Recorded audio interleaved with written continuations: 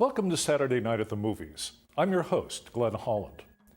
Tonight's film is the 1987 romantic drama Dirty Dancing. It was directed by Emile Ardolino from a screenplay by Eleanor Bergstein. Dirty Dancing stars Patrick Swayze and Jennifer Grey, with a supporting cast that includes Jerry Orbach, Cynthia Rhodes, Jack Weston, and Jane Brooker. The story takes place during the summer of 1963. The Housemans, Jake, a physician, his wife Marjorie, and his daughters Lisa and Frances, known to everyone as Baby, are vacationing at Kellerman's Mountain House, an upscale resort in New York's Catskill Mountains. While finding her way around, Baby overhears the owner, Max Kellerman, telling the waiters he's recruited from Ivy League schools to romance the visitors' daughters, no matter what they look like. Max also has unkind words for the resort's entertainment staff, most of them working class, and relegated to their own cabins far away from the guests. Among the entertainers are dancers Johnny and Penny, who perform a torrid mambo as part of the evening's entertainment. Baby is intrigued by Johnny, whose cousin Billy later sneaks her into a secret dirty dancing party just for the staff, where Baby briefly dances with Johnny. The next evening, Baby finds Johnny's dance partner Penny sobbing in the kitchen. Penny is pregnant by one of the waiters, Robbie, a medical student from Yale who refuses to do anything to help her. Without telling him the reason, Baby borrows money from her father to help Penny. But Penny doesn't want to leave Johnny without a partner for their regular appearance at another resort nearby. Baby volunteers to serve as Johnny's partner instead, but Johnny isn't sure Baby can dance well enough to replace Penny. Over the following days, Baby and Johnny work long hours together to prepare for the performance, and their feelings for each other begin to reveal themselves. The setting for Dirty Dancing is one of the many Catskill resorts that were vacation destinations for Jewish families from New York City from the 1920s to the 1960s. In the 20s and into the 30s, many vacation hotels refused to accept Jewish visitors and even advertised their accommodations allowed no Hebrews or consumptives. This created the need for an alternative for Jewish families hoping to escape the city during the hot summer months. The Catskills, a region of about 250 square miles served by 2 railroad lines, offered city residents beautiful scenery, cool temperatures in July and August, and a chance to commune with nature. The resorts offered Friday evening and holiday religious services, kosher cooking, and the opportunity to meet and mingle with new people, or perhaps the same people if visitors returned year after year. It was a place for men to make business connections, for women to make friends, and for young people to meet each other and perhaps find romance. Like today's cruise ships, the Catskills resorts were famous for 2 things: the food and the entertainment. Jewish immigrants and their children who had memories of suffering hunger were attracted by the abundance of fresh food in places where the slogan seemed to be, "Too much is never enough." In fact, the Catskills became known as the Borscht Belt, a homage to the cold beet soup that was a staple of its cuisine. The entertainment included music and dancing, but also at the bigger hotels, plays and musical stage productions. There were various sorts of athletic events, competitions, and contests. Most resorts also had tumblers, entertainers who would keep things busy and encourage audience participation, or sometimes just perform stunts or otherwise stir things up. Jerry Lewis and Mel Brooks, among many others, got their start as tumblers in the Catskills. At the height of the Catskills' popularity as a vacation venue, as many as 500 resorts catered to the needs of visitors of various incomes. The resort staff, from different sorts of entertainers to servers to cooks to maids to groundskeepers, came from the surrounding region and worked hard to keep their guests comfortable, well-fed, and entertained. And sometimes, as tonight's movie reveals, things got complicated. Dirty Dancing was one of those films whose eventual audience and popularity surprised almost everyone involved.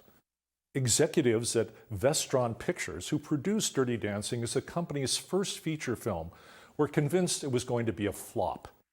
One advised after seeing it, burn the negative and collect the insurance. Since the expected audience was teenagers, Vestron tried to work out a promotional deal with Clearasil, but the acne medication manufacturers were unhappy with Dirty Dancing's adult content. Vestron executives initially planned to release the film briefly in theaters and then release it on home video, the company's primary business venture. When the film appeared in theaters, reviews were mixed. But then, much to everyone's surprise, it turned out Dirty Dancing appealed more to adult audiences than teenagers, and those who saw it were likely to see it more than once. Word of mouth led the film to break the $10 million mark within 10 days. Within 7 months of its release, it had earned $63 million in the US and became one of the highest grossing films of 1987, with global earnings of $170 million. Perhaps not surprisingly, the film was also credited with boosting enrollment in dance classes in the late 80s. Dirty Dancing was the #1 video rental in 1988, as well as the first movie to sell 1 million copies on videotape. The soundtrack album spent 18 weeks on the Billboard 200 album sales chart, and I've Had the Time of My Life hit #1 on the pop charts and became a popular song to play at funerals. The film spawned a stage musical in 2004 that later broke records in Sydney, London, and New York.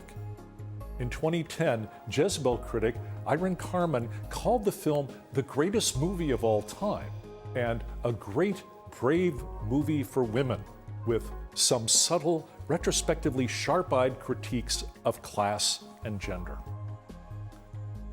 The story in Dirty Dancing is bracketed by 2 speeches that put the film into a very specific historical and cultural context. At its very beginning, Baby says in voiceover, "That was the summer of 1963, when everybody called me baby and it didn't occur to me to mind. That was before President Kennedy was shot, before the Beatles came, when I couldn't wait to join the Peace Corps and I thought I'd never find a guy as great as my dad. That was the summer we went to Kellerman's." This speech evokes the idea that both Baby and the era she's talking about were much more innocent than what came after the assassination of JFK and the social upheaval represented by the Beatles, when Baby's nascent idealism and her devotion to her father seems sweet, but rather naive. The other speech comes towards the end of the film when Max Kellerman is reminiscing with his band leader Tito about the changes at the resort over the years. He says, "It's not the changes so much this time. It's that it all seems to be ending. You think kids want to come with their parents and take foxtrot lessons? Trips to Europe, that's what the kids want. 22 countries in 3 days. It feels like it's all slipping away." And he was right. After 1965, the cultural circumstances that had once allowed the Catskill mountain resorts to flourish changed forever and sent those same resorts into a steep decline. By the mid-90s, over 300 resorts had closed forever. In 1986, Grossinger's, one of the best-known resorts, was closed for renovations and never reopened. The last of the great resorts, the Concord, filed for bankruptcy in 1997 and closed a year later. From their beginnings in the 1890s to their almost complete disappearance a century later, the Catskills resorts that made up the Borscht Belt had a cultural impact that extended far beyond the families with happy memories of summers spent there. The resort's nonstop entertainment and the anarchic antics of the tumblers created a specific style of humor that took its name from the region.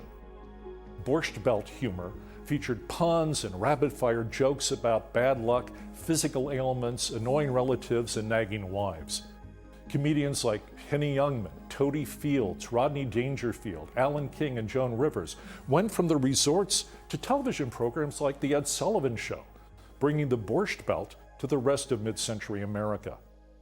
In fact, almost every Jewish comedian whose career began in the second half of the 20th century got started or frequently performed at the Catskills resorts. The Borscht Belt is reflected in the antics of Danny Kaye, Jerry Lewis, and Billy Crystal, and in the films of Woody Allen and Mel Brooks, among many others. Borscht Belt comedy was and remains one of the most distinctive and characteristic forms of American humor.